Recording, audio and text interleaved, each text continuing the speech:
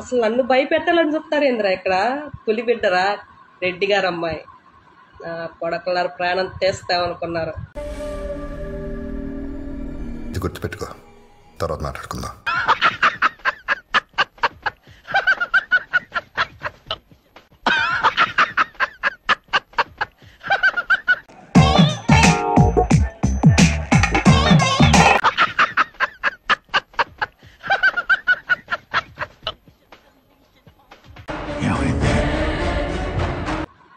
కొడకలారు ప్రాణం తీస్తామనుకున్నారు. ఇక్కడుంది రెడ్డి పవర్ రా దిగిపోద్ది.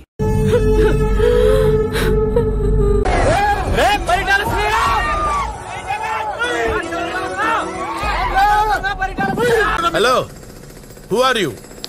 ఎందుకు అలా అరుస్తున్నావు? ఊరకొక్క ఏమైనా కలిసిందా?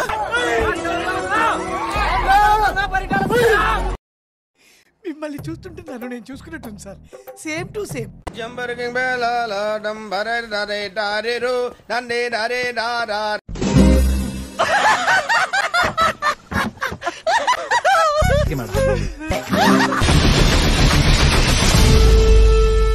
ఏం చేసుకుంటారు? జూన్ 4 తర్వాత చూస్తా, జూన్ 4 తర్వాత చూస్తా. నా ఏకలు వేకండి.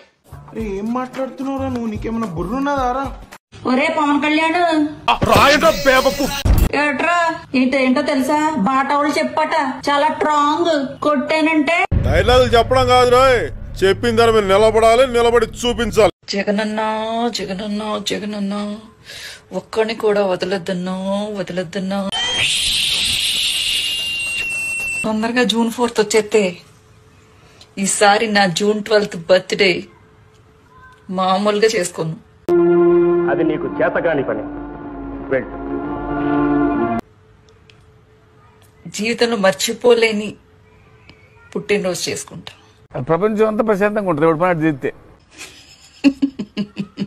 నీ పరిస్థితి తలుచుకుంటుంటే ఉందరా నాకు మామూలు కాన్ఫిడెంట్ గా లేదే.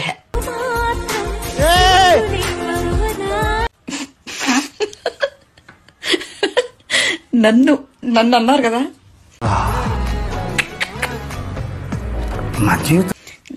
నన్ను అన్నవాళ్ళు కాదు, లేకపోతే వీళ్ళని అన్నారని కాదు, కానీ వైఎస్ఆర్సీపీని టార్గెట్ చేసిన వాళ్ళందరికీ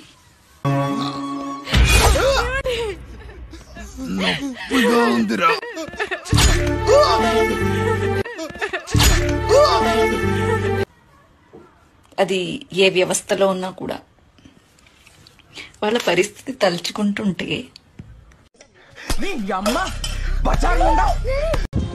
మమ్మల్ని ఓడగొట్టావు కదా, అయినా కానీ జై వైఎస్ఆర్సీపీ, జై జగన్. శ్రీరెడ్డి విషయం అంటావా? అది పెద్ద బేవర్స్ ముండాది. పవన్ కళ్యాణ్ గారు రాయలసీమ సభలో ఏం మాట్లాడతాడు? నా కొడక పవన్ కళ్యాణ్ గా నువ్వే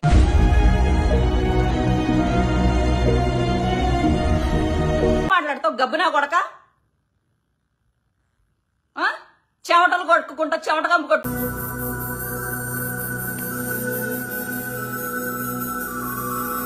తన పోటీ చేసినా కూడా ఒక్కసారి కూడా ఎమ్మెల్యేగా గెలవని ఒక వెధవ ఎవడైనా ఉన్నాడు అంటే పవన్ కళ్యాణ్.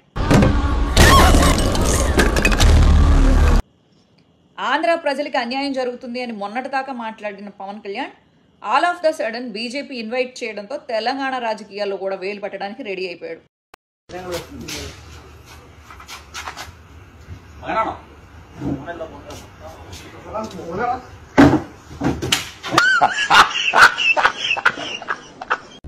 నాకు దమ్ముంటే శాటింగ్ చదువా? ఏం శాటింగ్ చదవాలి? నీ శాటింగ్ లో నీ బ్యాటింగ్ అని, నీ శాటింగ్ లో నా బ్యాటింగ్.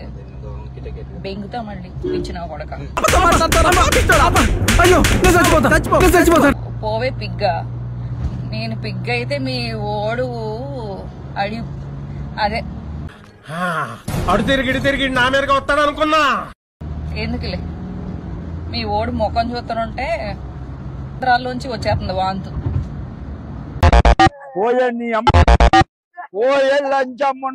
ఎలా భరిస్తున్నారో గాని ఆ ఏకలగాడిని ఇక్కడ మళ్ళీ ఇలా ఎగరేస్తాడు ఏకల్ని. ఆ ఏకలతో ఆడుకునేవాడితో మాకేంట్రా?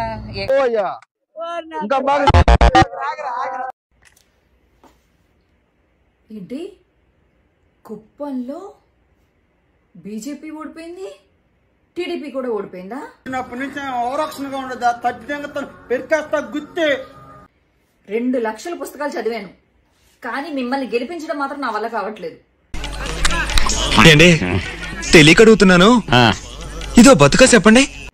నా దరిద్రం పాదమో లేకపోతే మీ దరిద్రంగా మీలాంటి వాళ్ళకి సపోర్ట్ చేయడం వలన నాకేం అర్థం కావట్లేదు.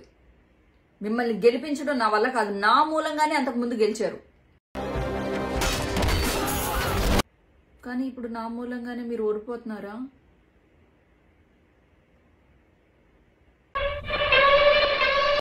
కుప్పంలో కుప్పలు ఎత్తుకోండి. మీరు గెలవట్లేదు, ఫ్యూచర్ లో నన్ను సీఎం అని చెప్పి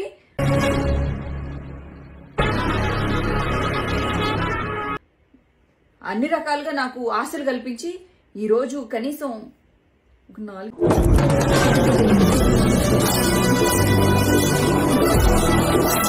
సీట్లకు కూడా మీరు నోచుకోకపోతే నా మొహం ఎక్కడ పెట్టుకోమంటారు?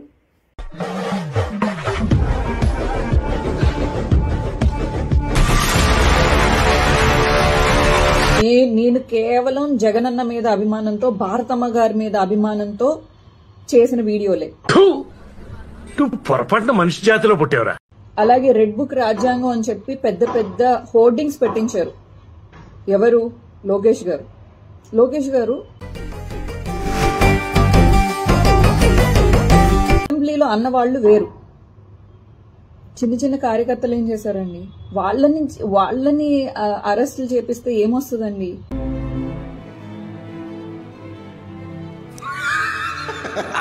లోకేష్ గారు, మీకు సారీనే కదా కావాలి.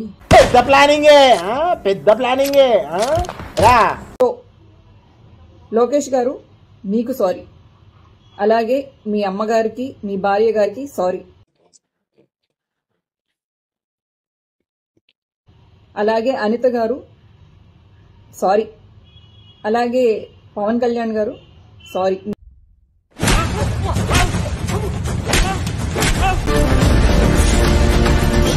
లైక్ చేయడానికి ట్రై చేయండి, 1500 లైక్స్ ఈజీగా అయిపోతాయి. ఎంత కష్టపడి నేను వీడియో ఎడిట్ చేస్తుంటే చూస్తున్నారు తప్ప ఎవరు లైక్ కొట్టండి అన్న. ఇంత కష్టపడి చేసిన ఒక్కరు లైక్ కొట్టట్లేదు. గౌరవ ముఖ్యమంత్రి గారు సతీమణిని ఆ రోజున అసెంబ్లీలో దూషించారు. అడు తిరిగి నా మీదగా వస్తాడు అనుకున్నా. అప్పుడు ముఖ్యమంత్రి కనుక ఆదేశిస్తే నన్ను చంపేస్తానని ఒకడు. ఇప్పుడు సీఎం ఆర్డర్ ఇస్తే విషయం గమనించుకో. వైజాగ్ వస్తున్నావు కదా, రా నా కొడక రా. వైజాగ్ ఇంట్లో ఆడపడుచుల మీద అఘాయిత్యం చేస్తాను ఇంకొకళ్ళు. అన్ని తెగిపోతాయి, అన్ని. ఆ తర్వాత నీ పెళ్ళాలని, నా చిన్న బిడ్డలను చూడకుండా వాళ్ళను కూడా మానభంగాలు చేస్తామని చెప్పే సన్నాసులు, నీ ఇంట్లో ఉన్న నీ పిల్లల్ని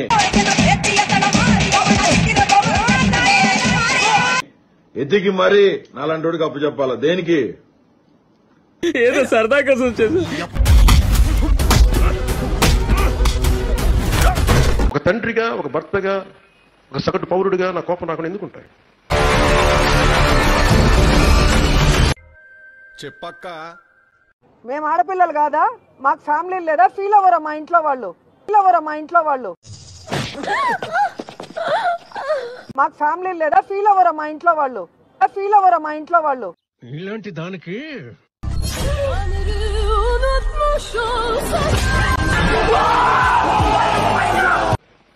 కానీ ఆ రోజున ఒక్క పోలీస్ కూడా, ఎస్పీలని మీరు చూసారు ఆ రోజున? గరుడ అనే ఒక ఎస్పీ, ఒక అతను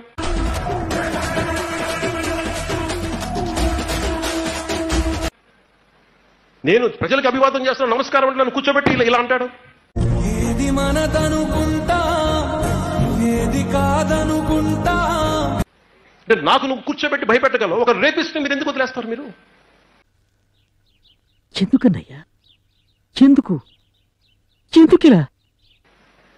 ఒక ముఖ్యమంత్రిని చంపేస్తామని చెప్పిన వాడిని ఎందుకు వదిలేస్తారు మీరు? మాకు అన్యాయం జరుగుతున్న సోషల్ మీడియాలో పెడితే మీరు వాళ్ళని వదిలేస్తారు. గత ప్రభుత్వం క్రిమినల్ కి కులం ఉండదు, క్రిమినల్ కి మతం ఉండదు. ఒక్కడిని జాతీయ కమిషన్ లో నుంచో పెడతాను, నడి రోడ్డు గెడుస్తాను. 20 ఏళ్ల స్వతంత్ర భారతంలో అంటరానితనమా, అన్టచబిలిటీ, ఎంత మూర్ఖత్వం, ఎంత ధైర్యం. ఎవరెవరికి ఈడిస్తారు? ఏబిఎన్ టీవీ5 ప్రైమ్ 9 99 ఛానల్స్.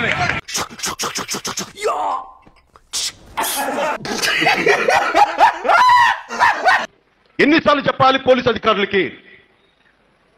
వీడిని అరెస్ట్ చేయాలంటే వాడు కులం సమస్య వస్తుంది. కులం ఎందుకు సమస్య వస్తుంది? క్రిమినల్ కి కులం ఉండదు, క్రిమినల్ కి మతం ఉండదు.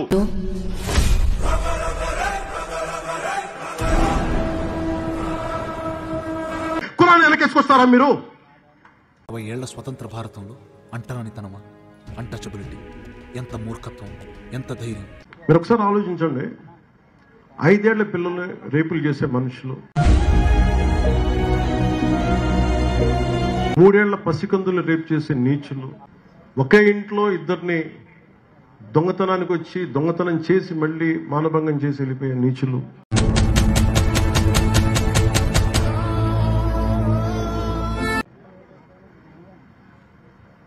వీటి పరిష్కారం ఏమని చెప్పండి. అసలు ఎందుకు ఇది పెరిగినాయి సడన్ గా?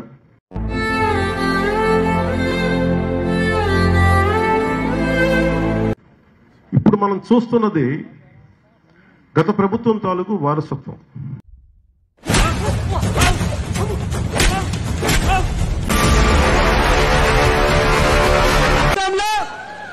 ఈవీఎం ప్రొడక్షన్ వారి సిబిఎన్ ప్రభుత్వం వెనకడికి ఎవడో 9 లేపలేక 9 అవ్వలేదన్నాడంట. మేము ఆడపిల్లలు కాదా? మాకు ఫ్యామిలీ లేదా? ఫీల్ అవ్వరా మా ఇంట్లో వాళ్ళు? విజ్ఞాన ప్రదర్శనలో చేయగలరండి, నన్ను చంపగలరా? రేపు వచ్చింది రేపు చేసే ధైర్యం లేదు.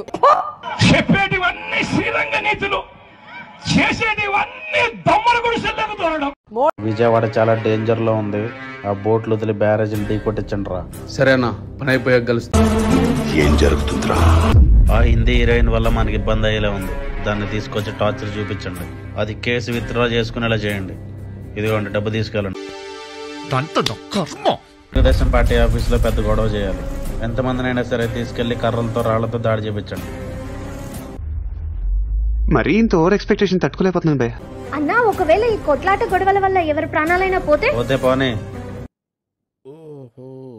రాష్ట్రంలో ఇన్ని గొడవలు చేపిస్తున్నాడు, పోలీసులు దొరికితే పరిస్థితి ఏంటి? ఆయన రాకుండా మనల్ని మధ్యలో పెట్టాడు కదరా. ఆయన అసలు చెక్కడు. మనం భగవంతుడా, దొరికిపోతే మనం దొరికిన అన్న పేరు బయట పెట్టాం కదరా. ఏంటి అంత కంగారు? గుంటూరులో జరిగిన మన గొడవల్లో మన వాళ్ళందరూ పోలీసులకు దొరికిపోయారా? భగవంతుడా, మన వెనకాల ఎవరున్నారు కూడా వాడు చెప్పేశాడంట్రా.